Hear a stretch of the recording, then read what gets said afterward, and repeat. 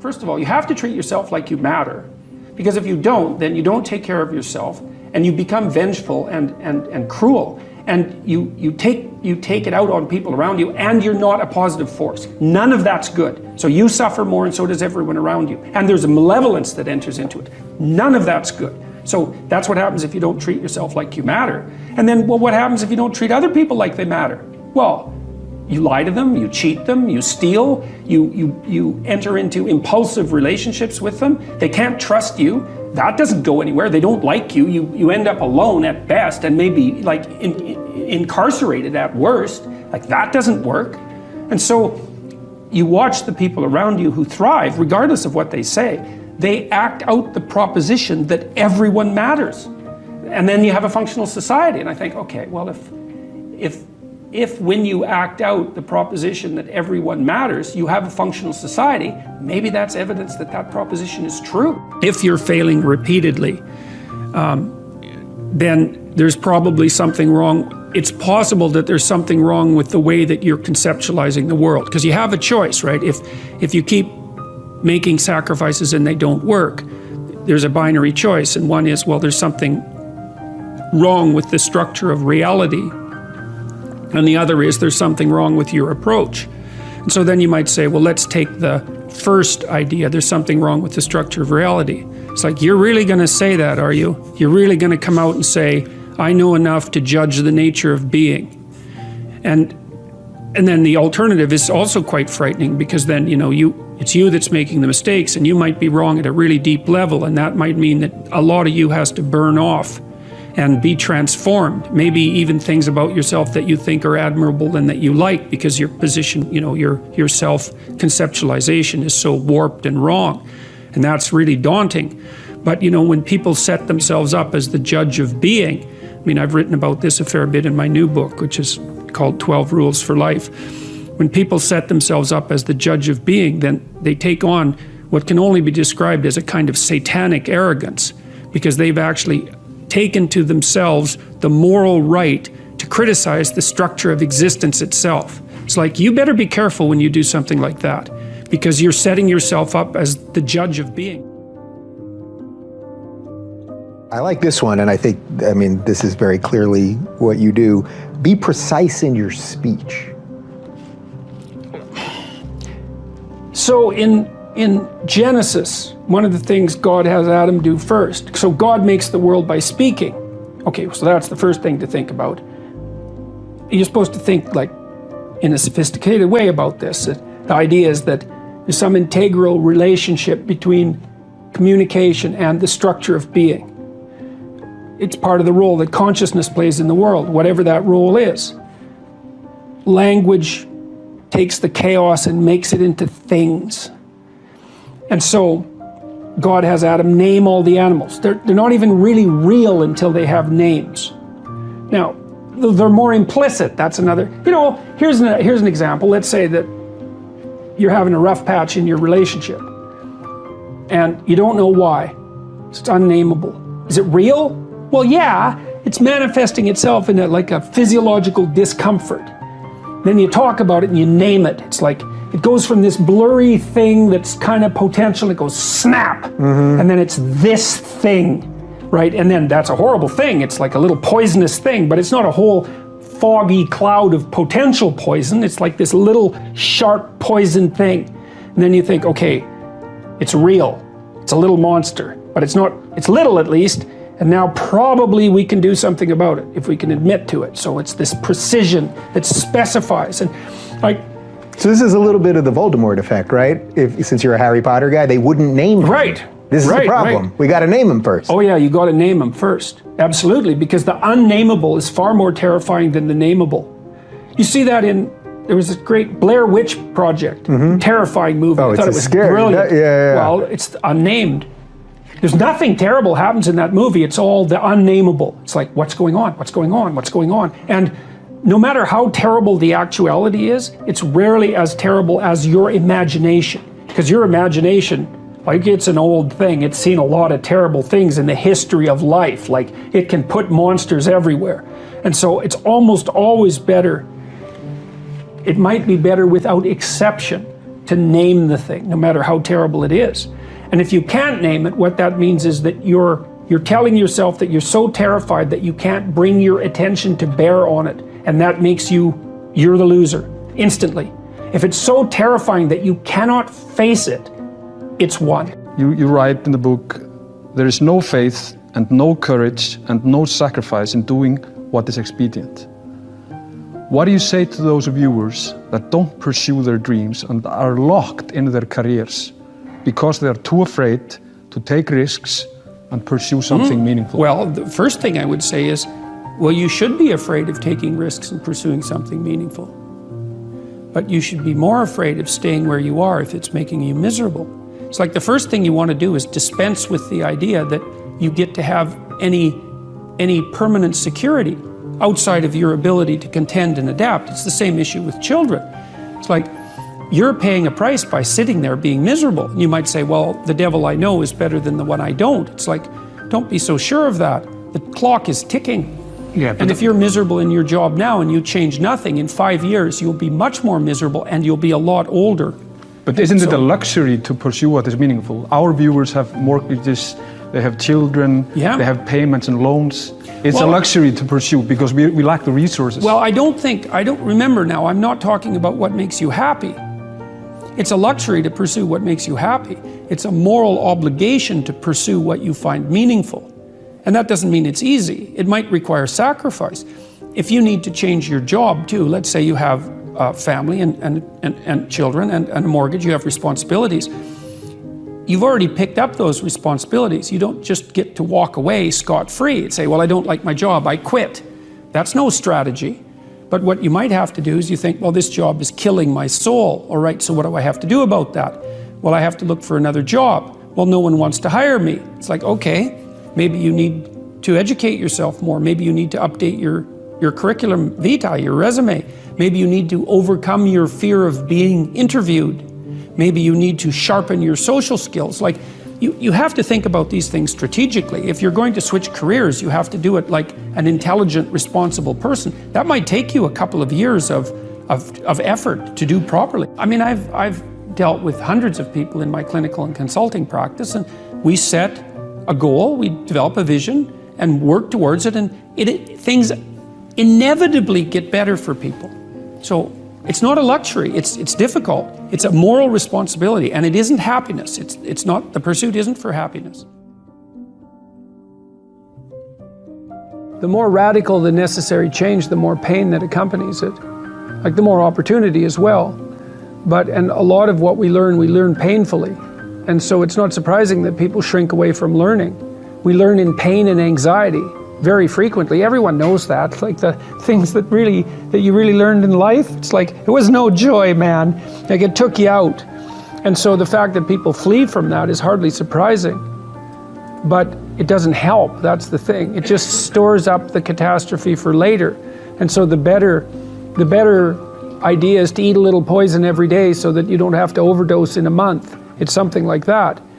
And it is the case that I think because you aren't forced to, first of all, you don't learn unless you're forced to learn. I know there's alternatives to that. There's the voluntary search for knowledge, and that's a fine thing, and that is an antidote to this. But apart from that, speaking more practically, you tend not to learn unless you're forced to learn, and what you tend to learn by force are difficult lessons.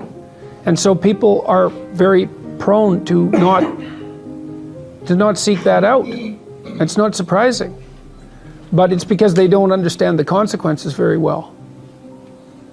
You know, it's because they're convinced that there's some way of forestalling the necessary learning, and there isn't any way of forestalling it. All you do is make it worse in the future. You make yourself smaller, and you make the lesson harder. And so that's why in so many religious doctrines there's emphasis on humility. You know, and humility isn't to debase yourself. It's to understand that you don't know enough so that your life isn't going to be miserable. And so every chance you get to grab something new that will help you along your way, you should take it as fast as you can. But you have to have a very tragic, I would say, view of reality, and also a harsh one, because it's not just tragedy, it's also malevolence. You have to understand that those are waiting for you, and that makes you desperate enough to learn, and that might make you desperate enough to fall out of your ideology.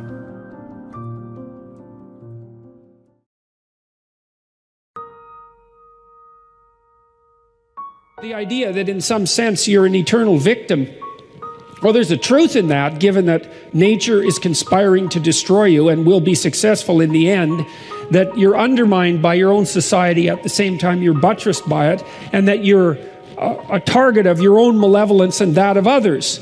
I mean, so there's a triad of tragic and malevolent forces that are aimed directly at your heart, and that's always the case. But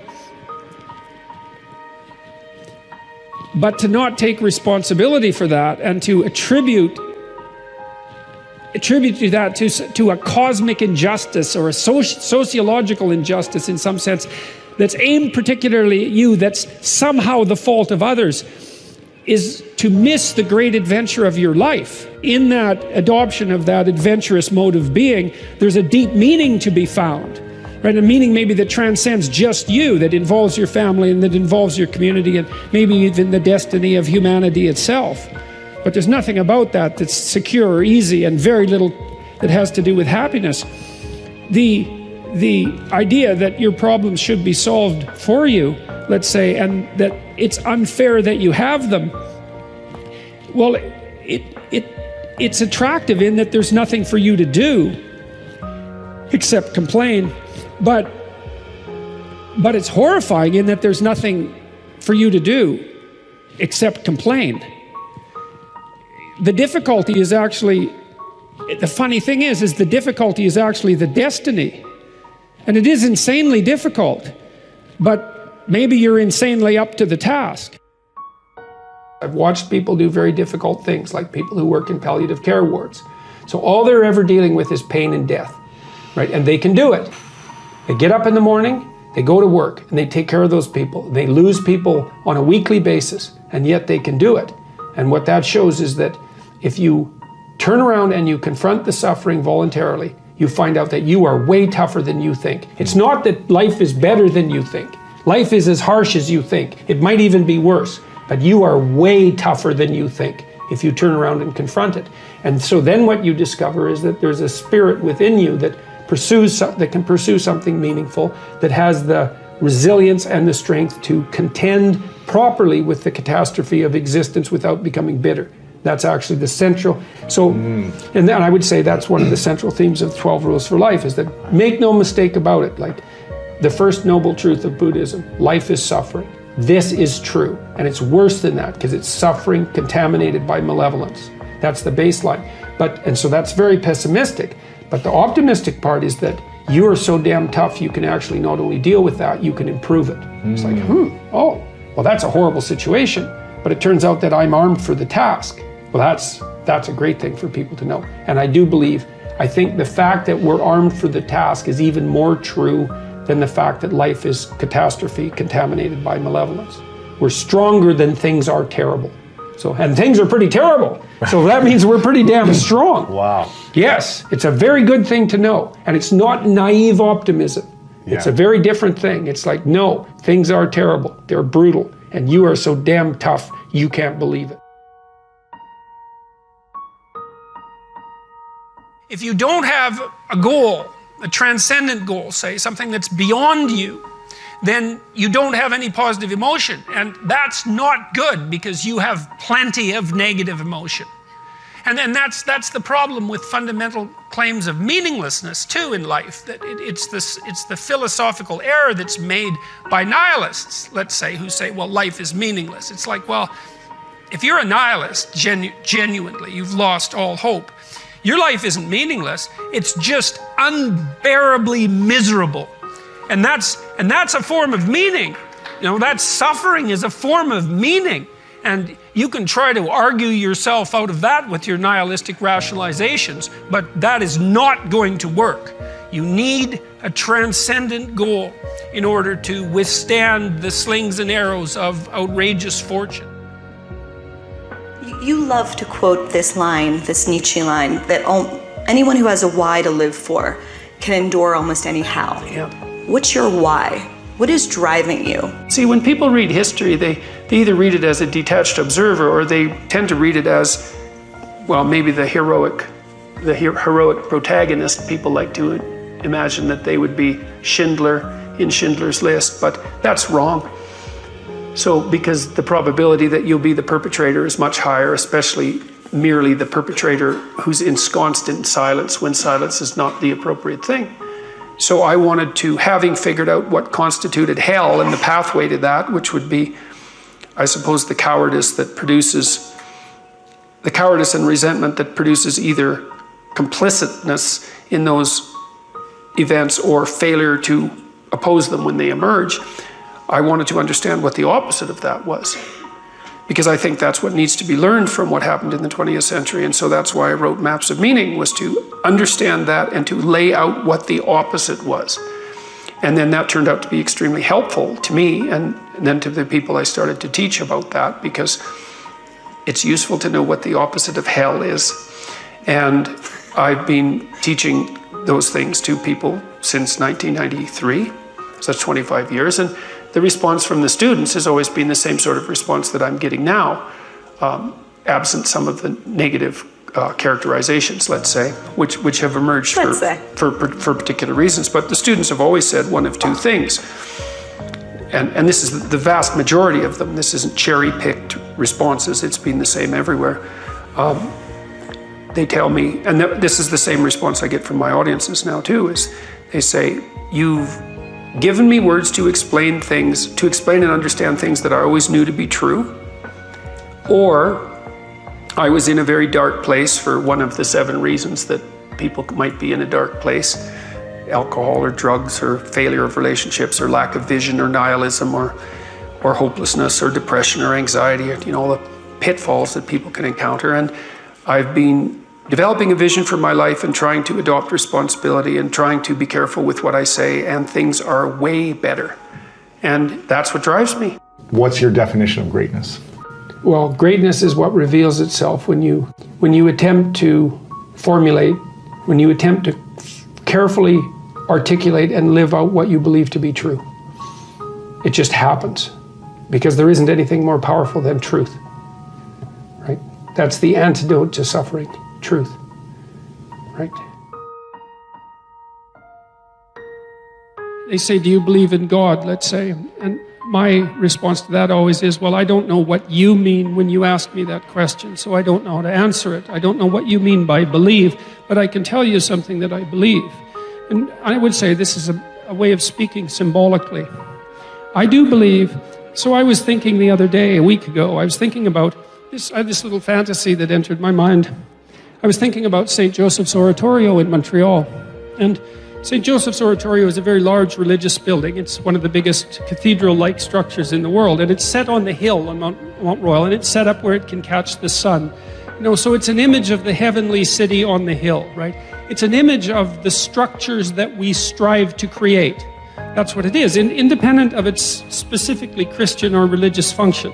That's what it stands for symbolically. Okay, so it's the city on the hill. It's what we're striving towards when we walk uphill in life.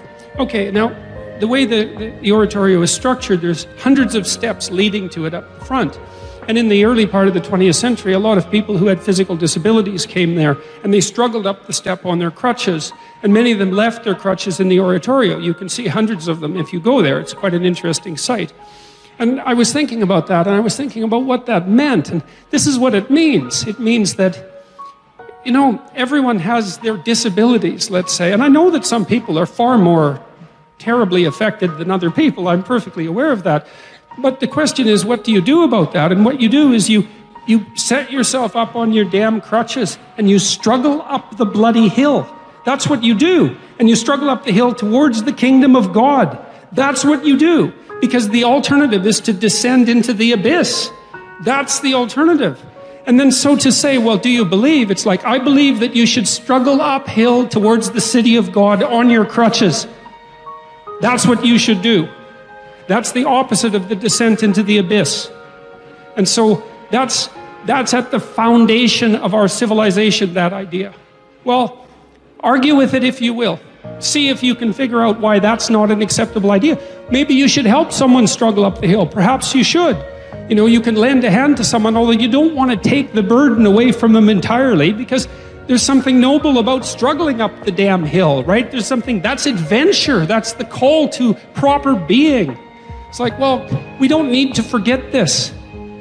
You know, we don't need to forget it. The universities have been there since time immemorial to try to push that idea forward through the generations. And everyone needs to know that idea.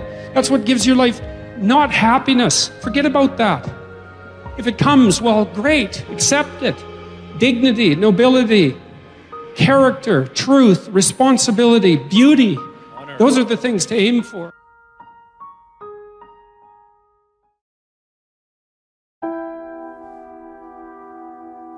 The other thing you should do if you're not very industrious is discipline yourself. And so what do you do with that? Eat 3 times a day at regular meal times. That's a good thing to practice, because that starts to put some stability into your life. Get up at the same time. I would highly recommend all those young people out there who are listening, like, you want to get a jump on life, get the hell out of bed in the morning. You know, as I've got older, I've got up earlier and earlier. Now that's partly because you don't need as much sleep, but it's also partly because I've got more and more disciplined.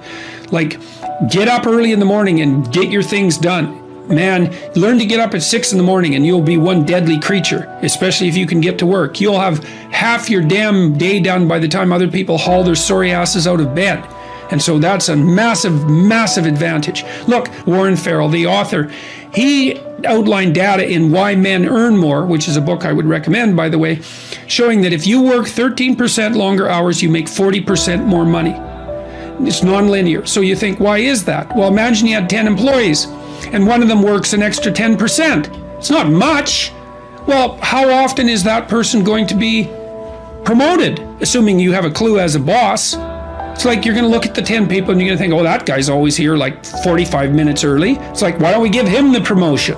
Obviously, right? So these small edges that you can manage like that, work an extra 10% or extra 13%, have non-proportional payoffs. That's part of the Pareto distribution. So get your sleep cycle organized so you get up in the morning. Learn how to do it. No excuses. I'm too tired in the morning. I don't like mornings. Who cares? That's not relevant. It's like, discipline yourself so you can manage it. Schedule your meals, because that's a good disciplinary routine. And then learn to use a calendar, like Google Calendar. Most of you, many of you out there, do not use a calendar. Okay, a calendar is not a prison, and it's not a tyrant. Not if you use it properly. A calendar keeps anxiety at bay. It makes sure that you do what you need to do, which is important, because otherwise you fall behind. But if you use it properly, it also helps you plan what you want to do. So I could say, well, lay out your damn calendar and design the days you would like to have. That's what your calendar is for. So you can put in all sorts of things in there you want to do, and that would be good for you. And that's a really good way to start being more industrious. Make a plan. You need a plan for 3 years. You need a plan for the next year. You need a plan for the next 6 months. You need a plan for the next 3 months. You need a plan for the week. You need a plan for the day. You need a plan for the hour. All of that. I make lists constantly of what I have to do. And they're like daily, weekly, monthly, yearly. Right now, I can't look out more than about 6 months, because my life is too complicated and chaotic. But you need a vision of who you could be, what character you could have. 3 to 5 years out, you can't go much farther than that, because life is too unpredictable, I think, to make vision that's longer term than that subject to, there's too much chance associated with it to spend a lot of time on. Maybe you can stretch it to 5 years, and in rare cases, you can have a 10-year goal, but it has to be pretty low resolution. But you want plans at all those levels of resolution. You want to write the things down. And because what are you going to do? You're going to stumble around and get what you need? You're going to stumble around and be useful to other people? And it's useful to be useful to other people, They want to work with you then. They want to do things with you. They want to have you around. They trust you. They open up opportunities for you. And if you stumble around like you're blind, you're not going to get anywhere. And then you're going to suffer. And then you're going to be bitter. And then you're going to be cruel. So that's hell. That's a bad outcome. Values aren't created, they're discovered. And they're discovered through a consultation with the parts of yourself that you're not conscious of, that you're not fully conscious of, that aren't articulated, that aren't fully articulated elements of your primary personality. You have to discover what your values are. And you're informed about that, well, partly by other people who will object if your values aren't appropriate, but certainly by a dialogue with yourself and with your conscience. That's a very important thing to know. It's part of the reason why I think that you need to tell the truth, because you're forced to negotiate with yourself to operate properly in the world. And if you've warped yourself, let's say, or some elements of yourself by engaging in self-deception and lies, and you're not, now because of that, you're not who you could be, and you don't live in the world as you should live in it, then when you discuss with yourself what your value should be, it will be as if you're discussing it with someone that you can't trust. And that's not good. Like, you can't afford that. Life is difficult and it contains many pitfalls, and unless you're careful and you sort yourself out properly and you aim high and walk on the straight and narrow path, you don't have a hope of understanding where you should be and at what time when the crisis hits. Part of the question then too is like, are you the friend of your plan, or are you the friend of the thing that disrupts your plan? And I would say you should work to become the friend of the thing that disrupts your plan, because there's a lot of that. And then if you become the friend of the thing that disrupts your plan, then you start to develop strength in proportion to the disruptive force. And that's really what you want. You want to be able to implement your plan, obviously, but you want to be able to take on the consequences of error and learn from it. And then you win constantly, because even if something goes sideways, you think there's something to be derived from this. That's wisdom, fundamentally. Plan a life you'd like to have. And you do that partly by referring to social norms. That's more or less rescuing your father from the belly of the whale. But the other way you do that is by having a little conversation with yourself about, as if you don't really know who you are, because you know what you're like. You won't do what you're told. You won't do what you tell yourself to do. You must have noticed that. It's like you're a bad employee and a worse boss, and both of those work, for you.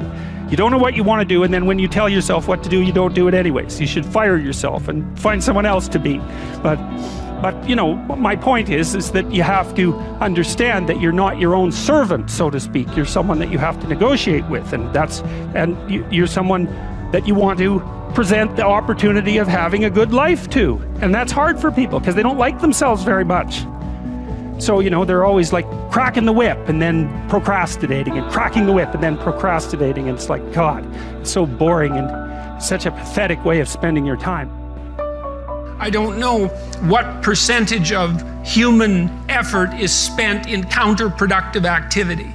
I'm not an absolute cynic about that, but I mean, when I talk to undergraduates, I ask them, how much time do you waste every day by your own reckoning? And it's somewhere between 5 and 8 hours. It's a lot of time. Well, I usually walk the students through an economic analysis of that. I said, well, why don't you value your time at $50 an hour and calculate for yourself just exactly what you're doing to your future by your inability to discipline yourself. It's worth thinking through.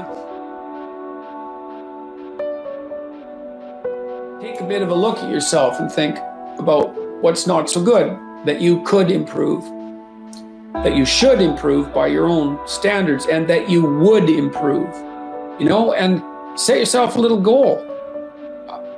Maybe you're not studying at all at your university, or maybe you're at work and you've got this stack of paper there, and you haven't looked at that damn stack for like a month, and you know that you should be, and you're bothering yourself at night because you're avoiding that. It's like, maybe think, well, I've avoided that stack of paper completely for 1 month. I'm quite a coward when it comes to whatever snakes might be hidden in that stack of paper. How about tomorrow I just put that stack of paper in front of me on my desk, and I glance through it for 15 seconds, see if I can do that. It's like, well, you set yourself a goal of improvement. You know, it's a humble goal, because really, are you such a coward that the best that you can bloody well manage after a month of avoidance is 15 seconds of exposure to a stack of paper? You know, it could easily be. You've been avoiding it, so you're obviously afraid of it, and so the situation could be that dismal and dire. And you might think, well, geez, it's no balm to my ego. It's not fostering the strength of my ego to recognize in myself someone who could only withstand 15 seconds of exposure to that thing I'm afraid of. And so that's a form of humility too. It's like, there's things you could do to improve, and you know what they are. And there's small steps that you could take, that you might take, that would put you in that direction.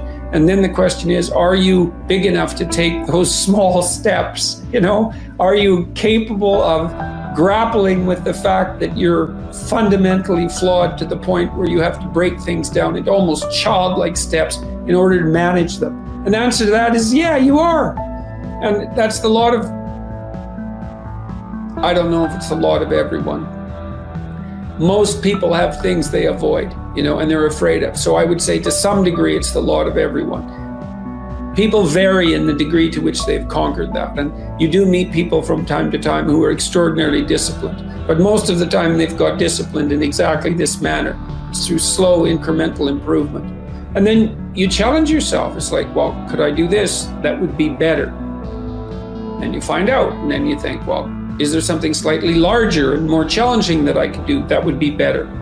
And you try it and you find out. And as you try it and you find out, generally you get better at it, and you can take on larger and larger challenges.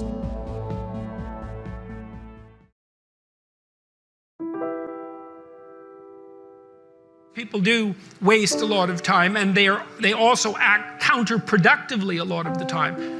Regardless, we do make progress, and we can thrive under the difficult conditions that make up our lives, and we can resist the malevolence that entices us. That's within our power, and we don't know the limits to that. And we also know that it's better to, we all know this, that it's better to live courageously than cowardly.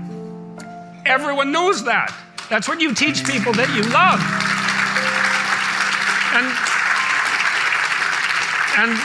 And we know that it's better to live truthfully than in deceit. And you can tell that too, because that's also what you tell people that you love. And we know that you should pick up your responsibility and move forward. Everyone knows that. It's part of our intrinsic moral nature. And that nature is there.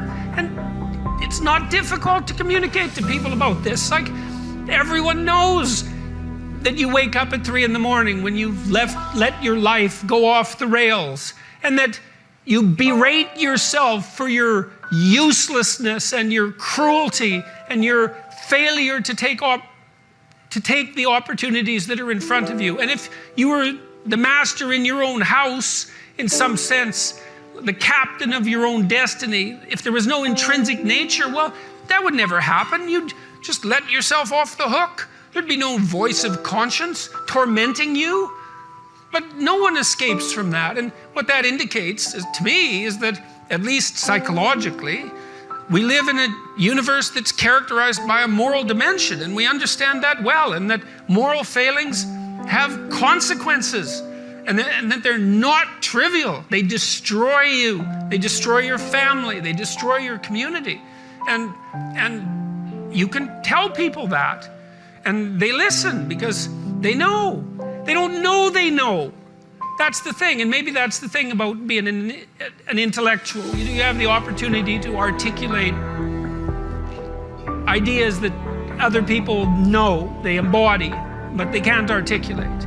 And that's what people tell me. You know, they say, well, you help me give words to things that I always knew to be true but couldn't say. Or they say, I've been trying to put some of your precepts into practice. Responsibility, being a main one, vision another, honesty, I suppose bringing up the pack and saying, and this is the fun part of doing all of this. Fun is a weak word. That it's the remarkable part of doing all this. I mean, I have people tell me constantly wherever I go, it's so delightful that, you know, they were in a pretty dark place and they tell me why. And there's plenty of dark places in the world, and they decided, well, maybe they were going to develop a bit of a vision and take a bit more responsibility and start telling the truth and putting some effort into something. You know, we kind of have this idea that, well, you're free as a child, and then you, let me see if I can put this properly, that you have a certain delightful, wonderful, positive freedom as a child, and then that's given up as you approach adulthood. But the truth of the matter is that you have a lot of potential as a child, but none of that is capable of manifesting itself as freedom before you become disciplined. And discipline is a matter of the imposition of order, and the order is necessary, especially for people who are hopeless and nihilistic. And lots of people are hopeless and nihilistic, way more people than you think. And part of that is because no one's ever really encouraged them. And so the book is in part a matter of encouragement. It's like, lay a disciplinary structure on yourself, get the chaos in check, and then you can move towards a state that's freer, because it's discipline first. Like, look, if you're going to become a concert pianist, there's going to be several thousand hours of extraordinarily disciplined practice. That's the imposition of order on your potential, let's say. But what comes out of that is a much grander freedom. And so in virtually every freedom that you have in life that's true freedom is purchased at the price of discipline. Your best bet is truth. But that doesn't necessarily mean that's always going to do the trick. Right? I mean, sometimes you go fight a dragon and it eats you. And if you being eaten wasn't a real possibility, it wouldn't be a real fight. And so you see people, like I've seen people in my clinical practice sometimes. I had one client in particular who was undergoing a particularly vicious divorce with someone who was really seriously inclined to take him out and would do pretty much everything at her disposal to do so. And I strategized with him for about 3 years. And we did everything, and hyper carefully. He was a very conscientious and diligent person, and he put into practice everything that we discussed and strategized, and he still he got backed into a corner so hard that I didn't know how to help him anymore. So I would say, however, that he was a very truthful person throughout that, and one thing he did do was, part of it was a custody battle, and he did manage, despite his decline, in consequence of being repeatedly cornered, I would say, he did manage to establish what I think was a lasting relationship with his kids. So he might have got enough out of what he did to justify it, even though the whole landscape was pretty awful. I think that not lying is your best bet, but life is hard and people get run over, and it doesn't necessarily mean that you're going to emerge in any obvious sense triumphant. But if you take the alternative path, especially when you're facing severe tribulations, let's say, and you complicate those with deceit, you can be sure that whatever tragedy that you're confronting is going to turn into not only tragedy, but something very much akin to hell. And so you might be able to at least minimize the degree of suffering, even if you can't overcome it or transcend it. And that's something, you know. If you really want to solve a complicated problem, maybe you try to solve it 100 ways, and then you take the best solution. Got it. And look, this happens to entrepreneurs all the time too, you know. Like most entrepreneurs, this is something to know, well, most entrepreneurs, most creative people fail at producing their creative product and monetizing it, right? So your default position, if you're a creative person, is you're going to fail. And so, and that's because it's hard to come up with something new, and it's hard to present it to the market at the right time, and it's hard to market it. Like, those things are really, really difficult. And so what successful entrepreneurs do is they just keep doing it over and over and over and over and over and over and over. And eventually, if they're fortunate, one of their ideas happens to hit the right place at the right time. And so that's also Darwinian in some sense. You know, you're creating all these little enterprises that are sort of alive. They're run by people after all, and even if your idea is good, that doesn't mean it will be successful. There's so many things that have to be taken into account. So this is partly why persistence, and that's part of conscientiousness, is so useful. It's like, you know, what do they say? If at first you fail, then try again. And that would probably mean try something different rather than the same thing. But persistence is helpful because it enables you to run many experiments. And you need to know that the baseline is failure. You know, it's important because otherwise you'll blame that on yourself. And I've had journalists say, well, what makes you think that your right to free speech trumps the right of someone to not be offended? And I think that's really the level of our political discourse. Okay, so we'll run a little thought experiment. So I'm talking to one person, I'm talking to you, and the rule is I don't get to offend you. Okay, maybe we can still have a discussion about something difficult. But let's say I'm talking to 10 people and about an important thing. Now I have to make sure that I don't say anything, despite the fact that this is an important and contentious issue, that I don't say anything that offends even one of those 10 people. Okay, maybe I can even manage that. What if I'm talking to 1,000 people? There's going to be someone in that 1,000 people, there's going to be someone who's offended at the mere fact that I exist. So it's an impossible standard. It's like, well, you can't say anything offensive. Okay, fine, then you can't say anything. Okay, so what? You don't get to say anything because no one should be offended. Well, then you don't get to think. Well, what happens if you don't think? Well, then you can't negotiate your way through the future and you fall into a pit, and so does everyone else. So that's where that all ends up. You can't say offensive things. Equals, you cannot negotiate your way properly through the future. Equals, everyone suffers. Well, that's a bad strategy. So, and it's all covered up with, well, you know, it'd be better if no one was ever offended. It's like, well, who thinks that? You know how naive you have to be to think that? How you have to be pathologically naive, which is the kind of naive that you could have grown out of, but you willfully refused to because you weren't willing to see what was in front of your face.